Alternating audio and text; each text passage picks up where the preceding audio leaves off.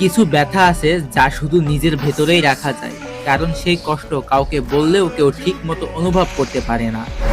জীবনে কিছু মানুষ হঠাৎ আসে মুহূর্তগুলো একটু সুন্দর করে দেওয়ার জন্য, তারপর ঠিক ততটাই নিঃশব্দে চলে যায়। আমি হয়তো মানুষটা একটু অন্যরকম, নিজের দুঃখ, নিজের ব্যথা, নিজের অভিমান কাউকে বোঝাতেই পারি না, আর মুখ ফুটে বলার সাহসটাও হয় না। ছোট ছোট কথায় মন খারাপ হয়, কিন্তু সেটা বলার মতো মানুষ হাজার কোথায়। যারা একসময় বন্ধু ছিল, আজ তারা সবাই কোনো এক অজানা অজানা জায়গায় হারিয়ে গিয়েছে। প্রয়োজনে তাদের পাশে পায় না, এমনকি তাদের ছায়াটাও থাকে না। স্বার্থের এই দুনিয়ায় অবহেলাই যেন সম্পর্কের নতুন নিয়ম। প্রকৃত বন্ধুর মতো কাউকে কখনো পাইনি, যার কাছে নিজের সব কথা খুলে বলতে পারি।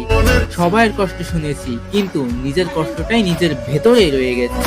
আমি যেরকম একজন মানুষ চেয়েছি, জীবনে ঠিক তার উল্টোটাই পেয়েছি।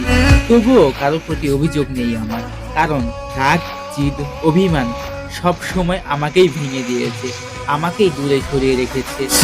অনেক মানুষের ভিড়ে আমি কখনো ভিড় চাইনি, আমি শুধু একজন মানুষ চেয়েছিলাম, যাকে বন্ধুও বলা যায়, আবার ভালোবাসাও বলা যায়, এমন কেউ। কিন্তু দিন শেষে দেখলাম সেই মানুষটাকেও পেলাম না। যাদের একটু আপন ভেবেছি, তারা একদিন কষ্ট দিয়ে চলে গেছে। হয়তো তাদের কোনো দোষ নেই। অনেক মানুষের এই পৃথিবীতে আমি মানুষটাকে কি আর খুঁজে পাওয়া যায়? শেষমেশ শিখেছি, কিছু মানুষ শুধু স্মৃতিতে থাকে, আর কিছু ব্যথা একেবারেই নিজের।